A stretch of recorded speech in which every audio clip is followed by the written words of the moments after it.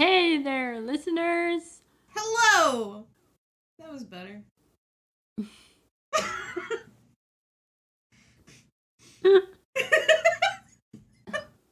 Look. How do you start a conversation anyway? How do you start the cosmic conversation? Do you remember the first words you said to introduce yourself to the human race? Do you remember that cosmic first impression? Do you remember how good or badly you did? No? What is wrong with you?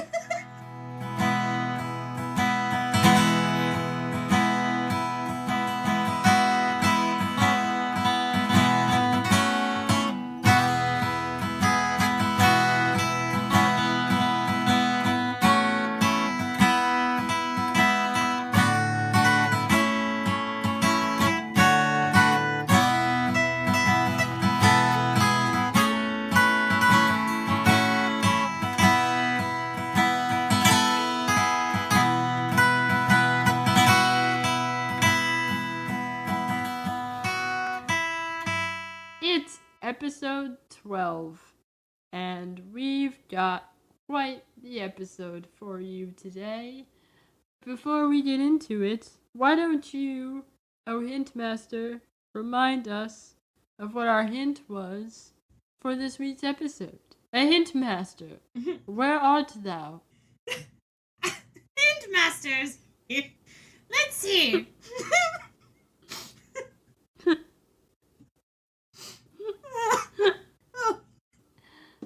It's never not weird.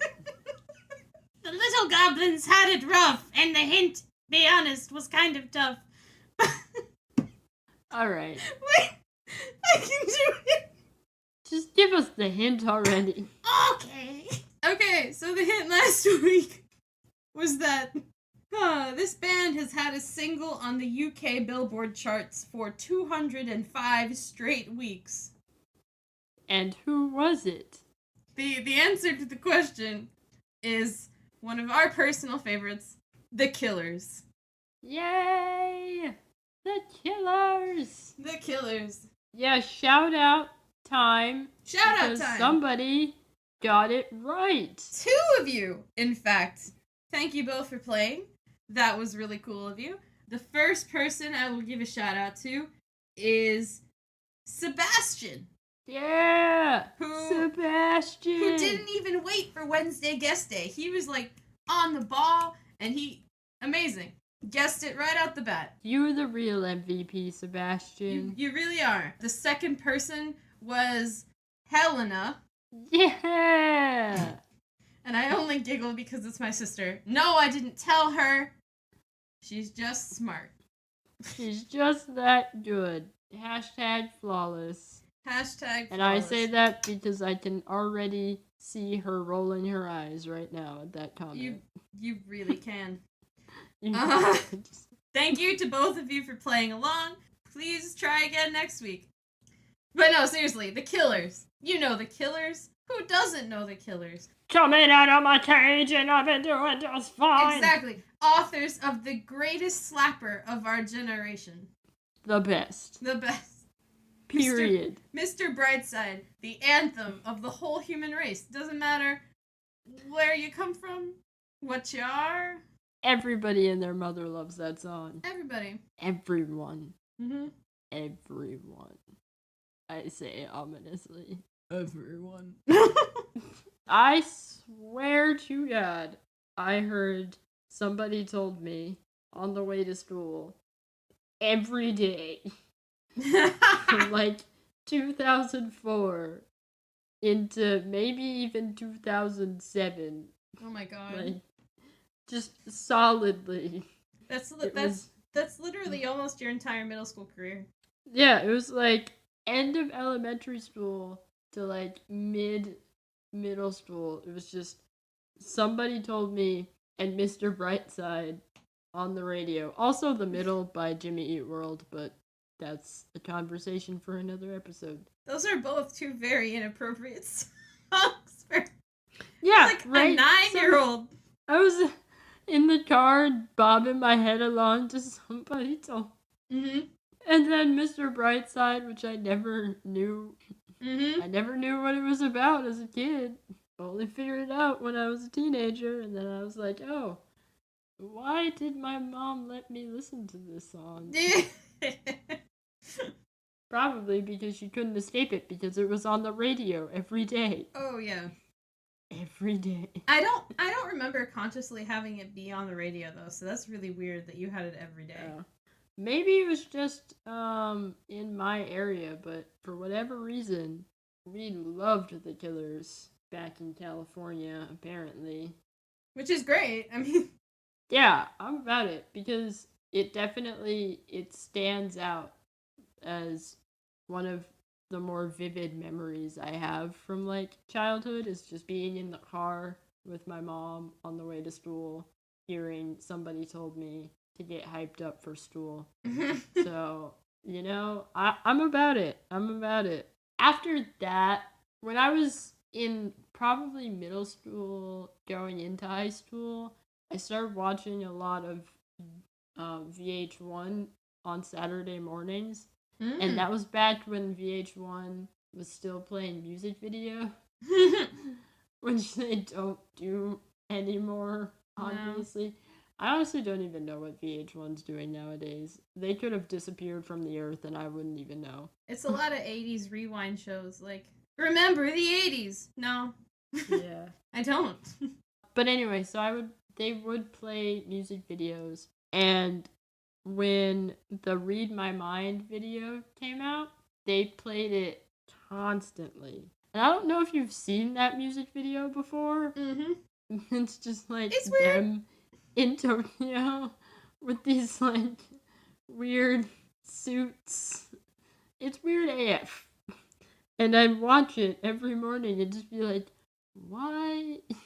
But I was intrigued and I liked the song. And I think that's where my Killer's love really bloomed, from being just a passive listener as a child to being more aware of the Killers being a band that I genuinely enjoyed. Mm-hmm. And then it was my brother that sort of sealed the coffin for me in terms of my Killers love, Hot Fuss, Sam's Town, and Sawdust. He would listen to them a lot. And then I would hear him listen to them a lot, which would make me want to listen to them because I'd be hearing all this music. And at one point in high school, I went through this phase of just listening to the Killers' discography over and over again. As one does. So yeah, they've been around for me for a while. I have memories of the Killers in every era of my life. And I think that's really cool. That's why I love them so much. That is cool. Because they're a band that I've grown up with in ways that not a lot of other bands have done for me. Because, like, they started out in, like, early 2000s. So, they've been making music for my entire life. And they started pretty early, around the time I started school. And that's so crazy to me. I was looking at this article once that had the Coachella lineups for like every year since it started or whatever. It was so crazy to see the Killers on like a poster from like 2004 or something. Nice. Because they were like at the very bottom of the list. Because they weren't big at that time. And I saw that and I was like, oh yeah, that's right. There was a time when the Killers were a new band. And that's so weird. It really is. But yeah, so that's my history with the Killers in a nutshell. It's been a long, loving history. They stuck by me through my entire life, and mad respect to Brandon Flowers for that. How about you? I got introduced to them before I realized that they were an entity, because there was a Weird Al song called Pogorama, and he like sampled like, I don't know, 5 or 6 different songs, and one of them was Somebody Told Me, and I didn't realize he hadn't written those lyrics. Because, like, in my little kid brain, I was like, yeah, that's something ridiculous like Weird Al would write. Oh. But, and I can't quite shake the feeling because my older cousin used to introduce me to some music that, like, my parents were, like, iffy on. And I thought maybe that she had introduced me to them. But the first real vivid memory I have of the Killers is bouncing from YouTube video to YouTube video while I was in middle school and seeing the music video for Mr. Brightside and absolutely loving it. And I was just like, this is the coolest thing I have ever seen. And they've just been a dietary music staple ever since. Weirdly enough, I think the first one I listened to front to back was Day and Age, and I listened to that a lot in high school. I don't know why, but that's basically where I centered my introduction to them. Thank you, Weird Al. Shout out to Weird Al. Shout out. Introducing people to music that they didn't know about for decades. In my defense, Weird Al's song came out in 2006. So when I first heard it, I was 11. I wouldn't have known any better. But yeah. I do have to say, for me personally, that my Killers love is very largely centered on their first 3 albums because of my history with them. Listening to their discography at that time when those albums were out over and over and over again was like solidly shaped my Killers love from then on. Well, should we talk about Mr. Brightside? I feel like we can't have a Killers discussion. You have to talk about Mr. Brightside. Yeah. You have to.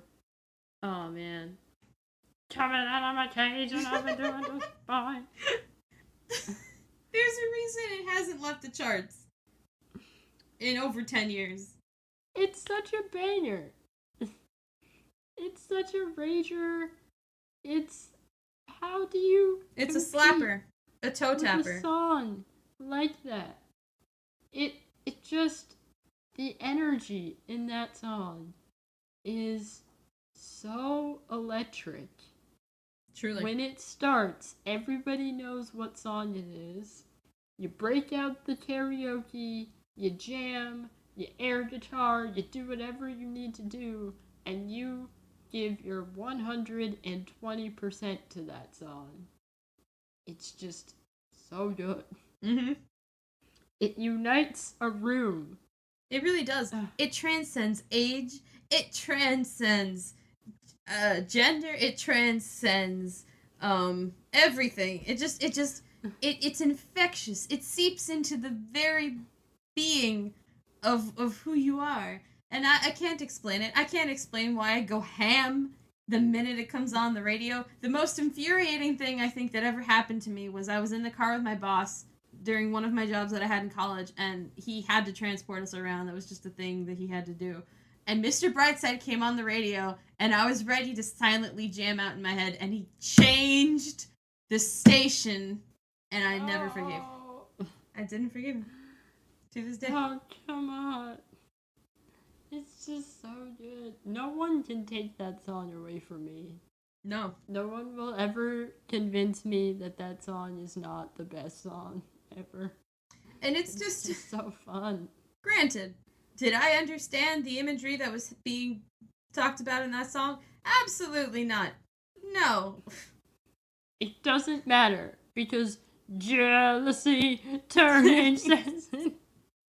I really love the chorus, by the way. Look, I don't even know if it really makes all that much sense, but I love the chorus. It's very provocative. The whole song is provocative. Yeah, but I think that's what I like about the Killers just in general. All of their stuff is just so provocative. Mm. You know, they set out to evoke a visceral response within you when they make music. And I love that. I think that's what music should do. It's there to make you feel something. Even if you don't know what it is. Oh, we know. I took a class. No, I'm kidding. But seriously, it's just so good. It's so man. And the music video is iconic. It just is. Yes. Okay? It really is. Eric Roberts lounging around in the back, like Brandon Flowers is just like trying to hold himself together, and like you can tell he is not doing a very good job.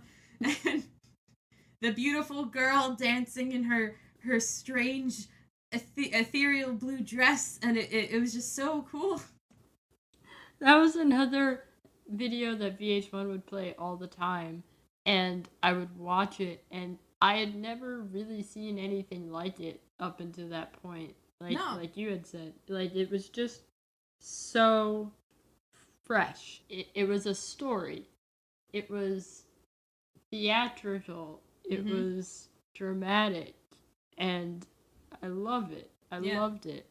And I feel like you can see echoes of it in other music videos that came out around that time too. Like after. For sure. And that's something that was so great about this music video, was that this was, I think, the first time I had seen a music video tell a story without being blatant about it. Like, you know how a lot of music videos in the early aughts were like really obvious about, here's a singer, he's singing in a round room with weird sets, and then there's like a plot happening. Yeah. And it's very spelled out, it's very in your face, and this one was much more subtle, and a lot more was implied with like imagery and facial tics and whatever, just how expressive his eyes were as he was singing told a whole story. It is so over the top and yet understated. It is an enigma. You can't really say much more about it. It slaps. Next question. Slaps. Moving on. That is all. Thank you very much. No further questions. Hot Fuss is honestly probably my favorite album by The Killers, period. Every single one of these songs, I listened to this entire album so many times. And it has a lot of the iconic Killers songs on it too. It's very raw. Yeah, Somebody Told Me is also on that album, and that is also a banger. I love Somebody Told Me because that was a song that when I heard it, like, I had literally no idea what it meant. I still don't. Yeah, and to an extent, I have no idea what it means still either. I mean, I have more of an idea now, but it's definitely one of those songs that sort of invites you to put your own meaning onto it. And I like that. I think that's what's so good about it, is that it gives you a framework to tell your own story. And I love that. I think that's the kind of music that really sort of spoke to me during that time in my life as just a young kid who was sort of starting to explore her musical tastes. I think that was a sort of good gateway drug into loving music because it allowed me to sort of be imaginative within my own head along to this song. And I appreciated that. So many of the lines in that song, I didn't understand them, but they just sound so good. Yeah, like there's... It's not confidential. I've got potential. Rushing and rushing around. I don't know what it means. But it sounds like it means something good. It's almost like an abstract painter. They throw together all of these different concepts and strings of words in ways that are going to create a beautiful picture. Yeah. Or a beautiful melody in this case. I think to that end, like, some people like abstract art, some people don't. But I am one of those people that likes abstract art, so this is amazing. Also on this album is Believe Me, Natalie, is a song that I was very, very into. I was obsessed with that song. I just love the refrain. It's just like, believe me, Natalie, listen, Natalie. Like, it just sounds like he's shaking somebody, trying to get something into her head. It's so cool. And I just love the musicianship within that song. The drums are so compelling. It's so weird talking about the Killers, because for so long I just, like, enveloped myself in the Killers. I never questioned it. I was just in love with it. Yeah, I feel like they're a very easy band to get enveloped by because everything about them is so cohesive and good. Like everything. It's almost like they've put out a project that they don't need you to question it. They don't want you to question it. They just want you to exist within it. Yeah. And I appreciate that. Yes. Yeah, so many good songs on this song.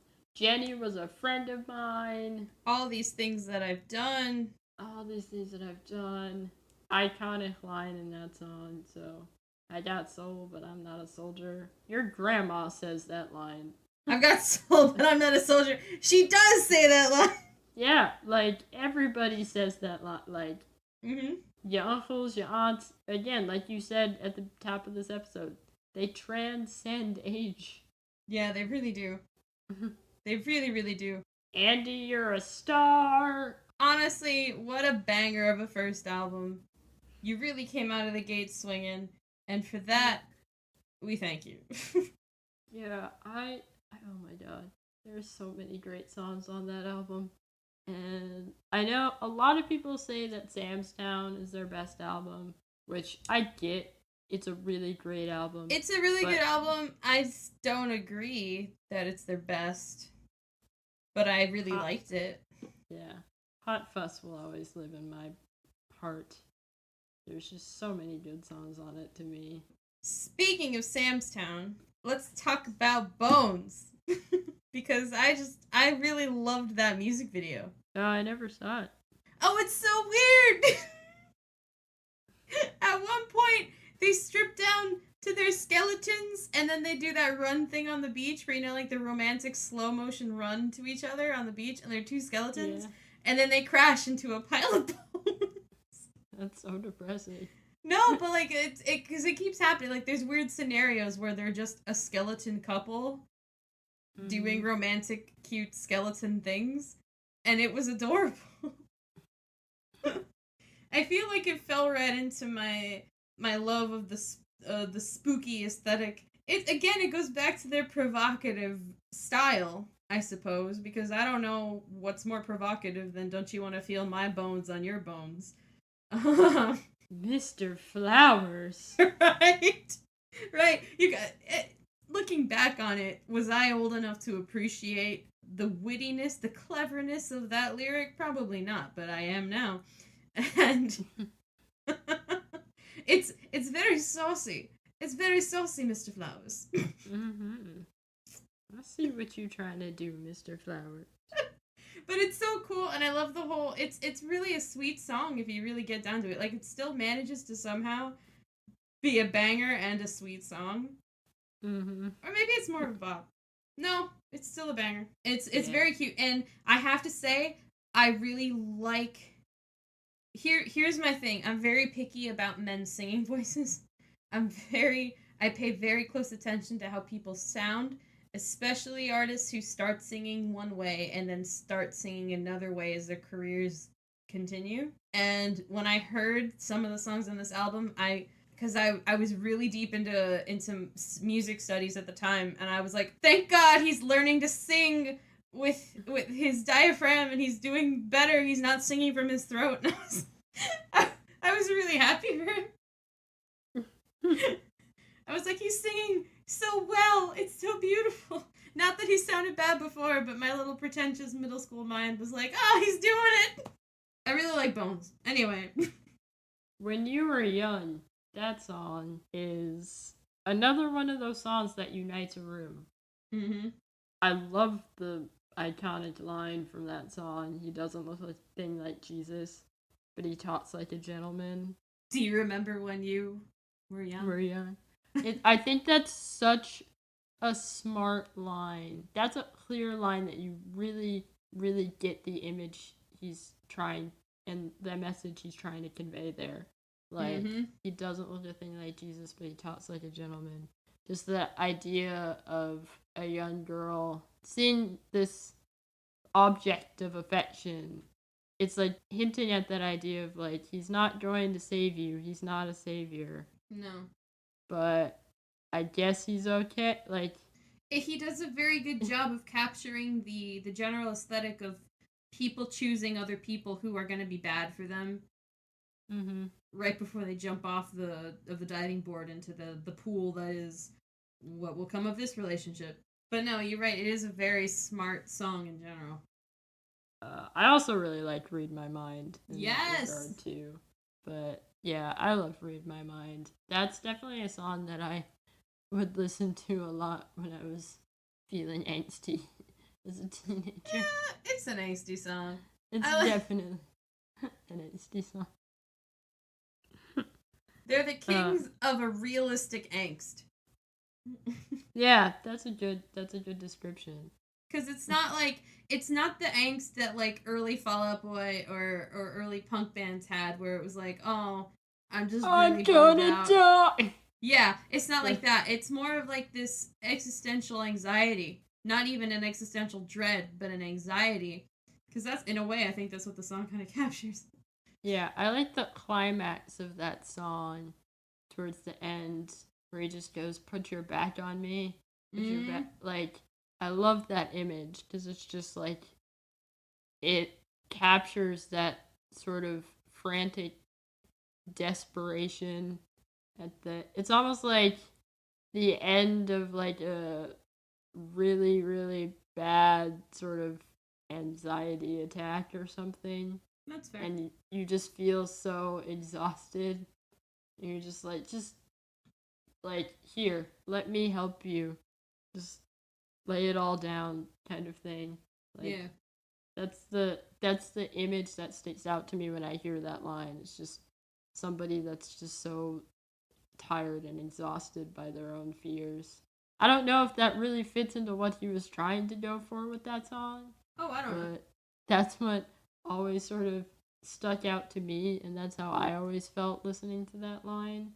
And it just goes back to the Killers being able to create these songs you can exist within and get lost in and sort of bring your own meaning to.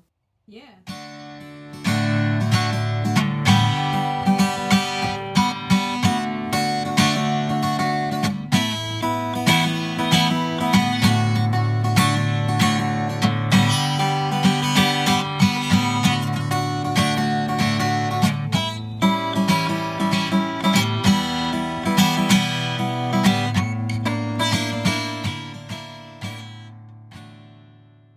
Sawdust was also a big album for me.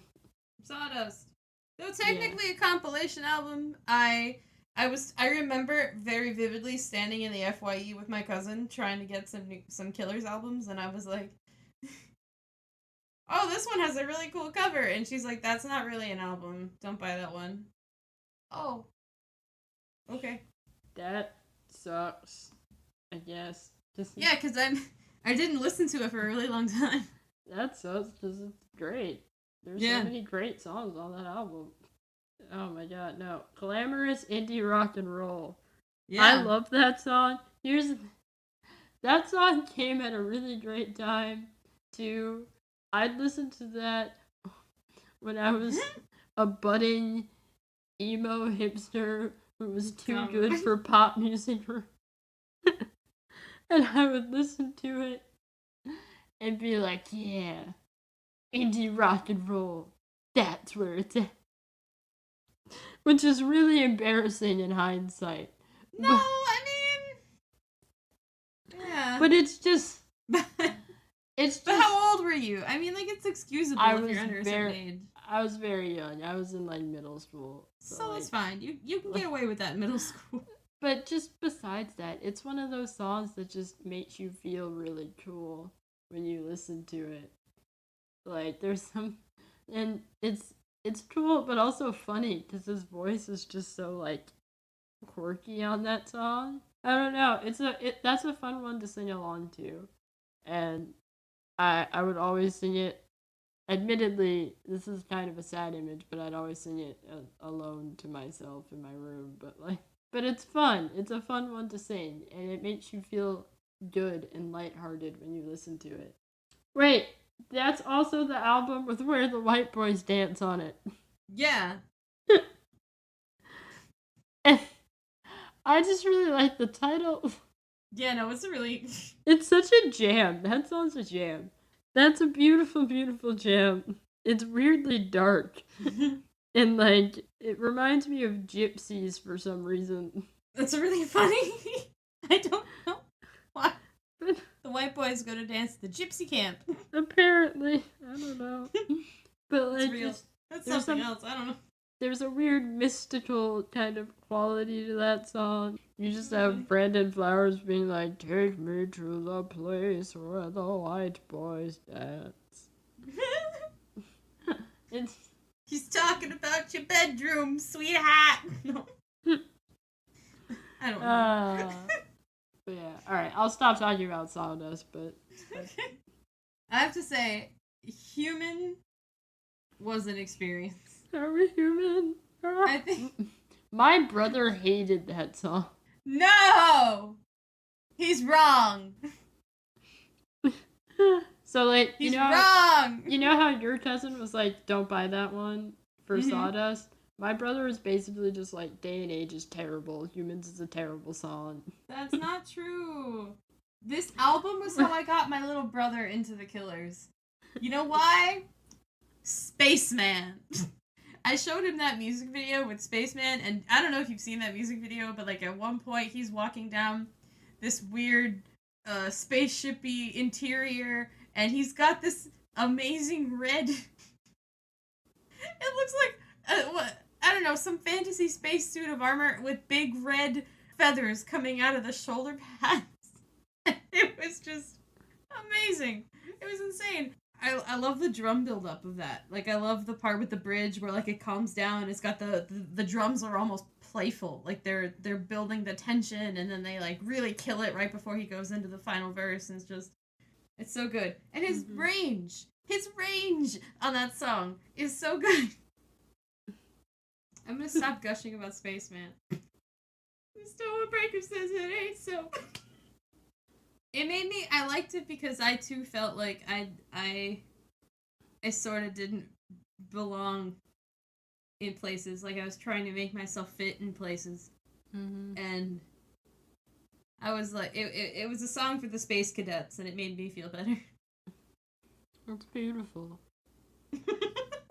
So beautiful. Did you know he wrote a Dustland fairy tale for his mom? No. I think Dustland Fairy Tale is a really beautiful song. And I always liked it. And I loved the... I don't know. Did you ever read The Outsiders? No, I didn't. Oh, okay. I really didn't like that book, but it's a good comparison. Like, where it's basically like gang warfare and like greasers are gonna... And there's a girl caught in the middle. Although in The Outsiders there's no girl. It's just a... Never mind. Enough with The Outsiders. The point is that a Dustland Fairy Tale is just so bittersweet, and it's so sad. I don't know. I didn't know he wrote it about his mom until I was doing a little bit of research for this, and that just it adds a little bit more weight to the chorus where it's Cinderella, don't you go to sleep? It's such a pretty form of refuge. Don't you know the castle's under siege and everybody needs you? Like, it's... Oh, no. Mm-hmm. Oh, no. It's really sad. Oh, no. And it's really... The whole song is just so beautifully written. Human was a banger. That's all I'm going to say about that, because we could have a whole hour discussion about Human. And apparently the really confusing lyric where everyone's like, are we human or are we dancer? Because at first I thought he was saying denser. And I was like, oh yeah, like robots. Are we human or are we automatons? Are we Autobots? Who knows? Right. Stay tuned. And then he was like, and then like I heard it was clarified. I was like, oh no, it's dancer. And I was like, so what does that mean? Like a ballerina dancer? Like going around in circles in a music box? What does this mean? I guess it came from a Hunter S. Thompson novel. I still don't know what it means. Cool. It's a banger though. Yeah. That's all. I don't know. This album reminds me a lot of high school because I used to listen to this album on repeat a lot. I Can't Stay, Neon Tiger, all of it. Just listen to it in depth. It's really good. So how much of Battleborn did you listen to? Well, I mean, I listened to the songs in the playlist, but like Okay. I like Battleborn and Day and Age just a dead zone for me when That's it fair. when it came out. Like I was just like my uh, my brother kind of ruined it for me. No, and No, that's whatever. Although you did miss out, because here's the deal: Miss Atomic Bomb is the sequel to Mr. Brightside. oh, that makes sense. They do seem like they pair. I Yeah, mean, and in name wise. the music video, they come together again. And I was like, oh, it's the sequel. um, but the big thing for me was that was the year we had started college. Yeah. And it was nerve wracking. And I didn't listen to it like the day it came out. Like I did not do that, but I did listen to it the same month it came out. And I have to say that the songs "Be Still" and "Battleborn" were very, very helpful, because "Be Still" is the song you listen to when you want somebody to hold you and calm you down when you're anxious about something. Mhm. And it's very, it's sincere. It's very sincere, and you feel it. You feel like somebody's like telling you, like I don't know, like your mom's coming in, she's hugging you, she's like, it's gonna be okay. Except it's Brandon Flowers. Brandon Flowers is your mom. That's what this song is about. And then Battleborn is like, all right, you're ready to go. You're hard. You're tough. You can take them. You can take them. I love that the two are like basically the last two songs on the album. Mm-hmm. It's like you get "Be Still," which is like when you're crying, and then "Battleborn" when you're ready to get shit done. Wonderful, wonderful. This was Wonderful, cool wonderful. to me because Yeah. I remember when we saw them live for the first time Yes. at the Radio 104.5 birthday show, Mm-hmm. and they had not released this album yet, and they played The Man. Dude, the man's such a jam. That was legit. That was amazing to hear live. Mm-hmm. And Like for the first time. that song just makes me want to like put on a leather jacket, flip up the collar, walk around, just stun up some fools. Like, yeah, what you gonna say about it? I'm the I man. love the chorus. I love the chorus. Right? I got cash in the bank. No, I got gas in the tank. I got money in the bank. What you looking at, baby? You're looking at the man. The man. So much bravado in that song. Right? It's like, I'm here. I've made it. I'm established. I'm a badass. What you gonna say about it? Nothing. Right? Nothing. I love it. It's got such an attitude. How many singles you got in the Billboard UK chart for 200 weeks? Zero. Zero. Cause I'm the man. Stun on some haters. I love his voice on that song. Yeah. I'm the man. I got cash. I got money in the bank. So groovy. It's kind of like 70s Right? style groove. I appreciate it. It's got a funk to it. Mm-hmm. I love it. I love it so much. The other favorite song I have off that album is "Run for Cover." Mm-hmm. Yeah, that's a good one too. Yeah, this was a good album. This was It's very good. It was one of the first Killers albums that I had listened to in a while, and so Yeah. when it came out, I was like, all right, I'm gonna listen to it and see what I liked, and then I was like, oh my god, All of it. all of it. That's right. The Killers are amazing. They took a break and then they came back to remind you. I was like, oh yeah, I love the Killers. Good on you, Brandon Flowers. Good on you. And the rest of the band. Yeah, sorry. Yeah. Good on all of you. You're all great. I love every single part of the Dave, Killers. Mark, and Ronnie. You guys are Yeah. You guys are great. No, just really, they hold it down. Like, so much of what makes the Killers great is the actual music, not just the lyrics. And Oh no, his it's voice. true. It's Like- really true. Like I read an article where it was like they didn't sound like a cohesive unit Mhm. until it was the four of them together at the same time, because they in the earlier days, like, they were trying to like come together, but they weren't, and until they played together for the first time, all Yeah. four of them, that's when the magic happened.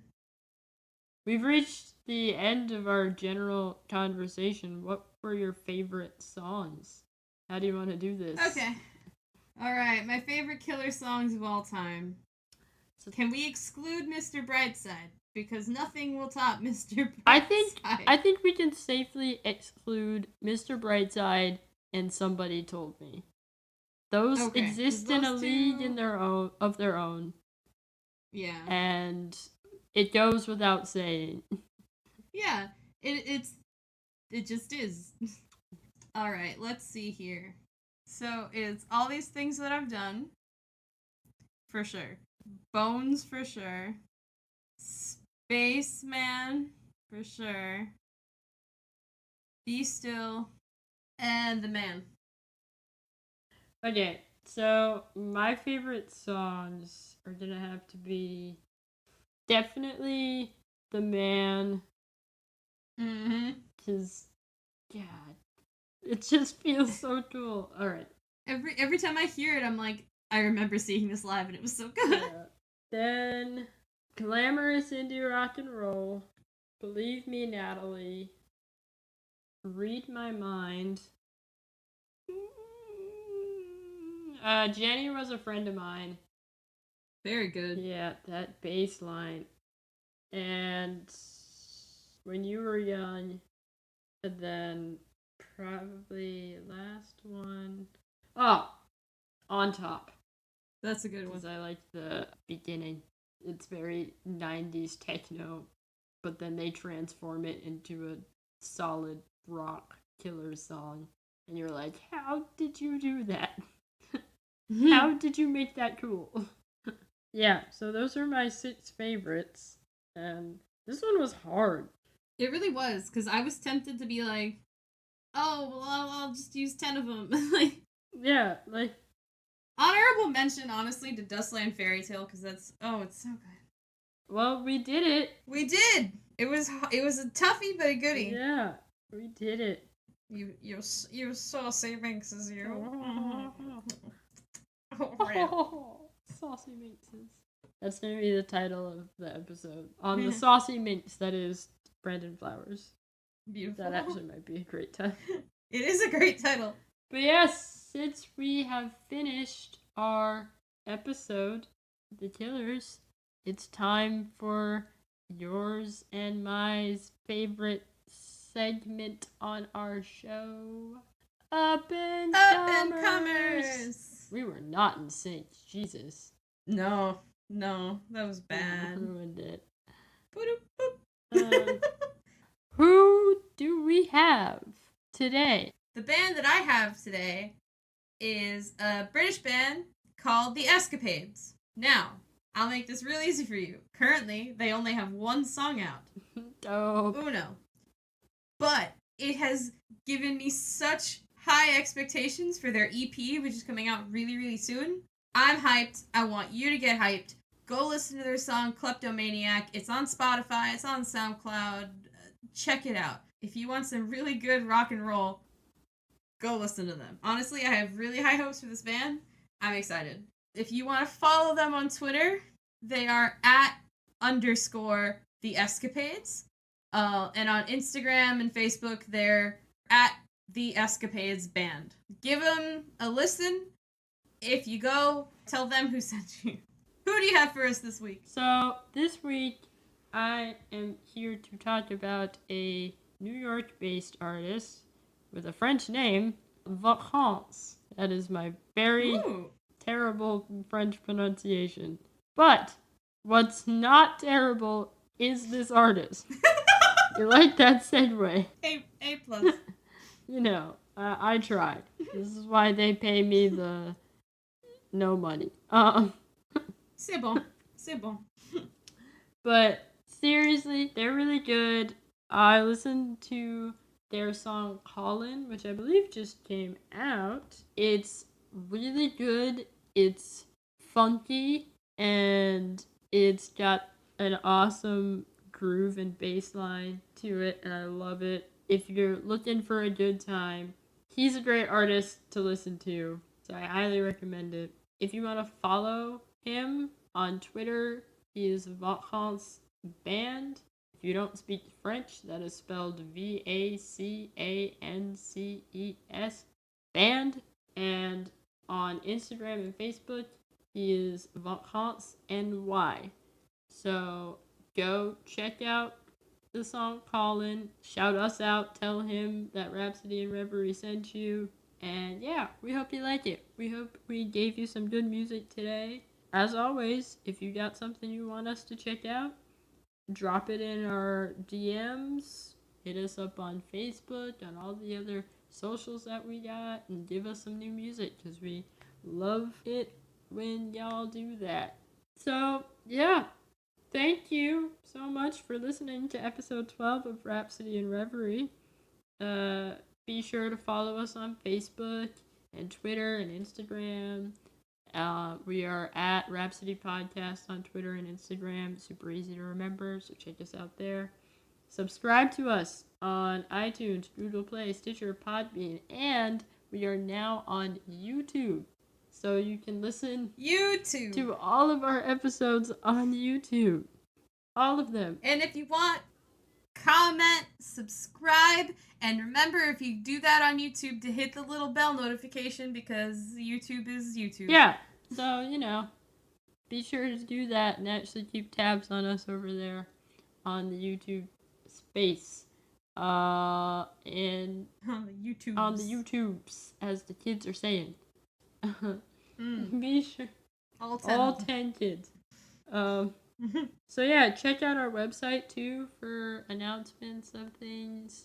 We always say this, but we do have things that we are planning. Especially we're cooking up some good things, especially since dear listeners, our first season is approaching its end. Oh no! I know, very sad. We have Oh no. We have 3 episodes until the end of our first season. I want to say. Something like that. I want to say about 3. Yeah, and then we'll be taking a quick break. A short break. Summer break. Summer vacay.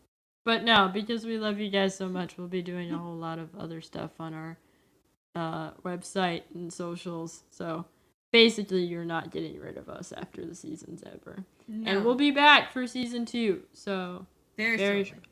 But it is the final countdown for season 1, so catch up now if you haven't already. And so that's why you gotta keep it locked, because we're gonna be updating you on all kinds of stuff, so just keep it locked here. But other than that, it is now time for our hint for next week. So, O hint master, wherefore art thou, hint master? 'Tis I, the hint You have returned. Indeed I have. Where have you been this entire episode?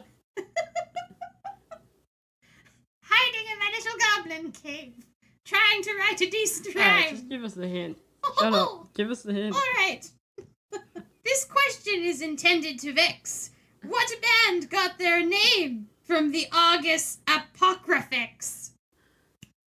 You didn't think I'd do it, did you? I didn't. I really didn't. Came out of left field. I'm the hint master. Alright. So the hint for people who can't understand Goblin was what? You want me to drop the voice? Okay. Okay, which band got their name from a rare manuscript called the Argus Apocryphics? Yeah, that's the end. I hope we showed you how to love the Killers. Because we want to be the podcast that's on top of your fave list. Oh boy. We think they're just wonderful, wonderful. Mm-hmm. So if you're in a rut, be still, Neon Tiger. And Ruby, don't take your love to town. Move away to where the white boys dance. That glamorous indie rock and roll. Yeah, you're gonna meet a guy, and you'll know just that Andy is a star. I And really regret all these things that I've done. believe me, Natalie, Jenny was a friend of mine Oh, when you were young. alright. Exit lewd. Alright, guys, I'll stop because I can't stay. We hate to leave all your pretty faces. But this river is wild, and somebody told me to smile like you mean it, because I'm Mr. Brightside. And there's a spaceman calling for me. So good night and travel well. Oh, if you could read my mind. So many puns. Bye.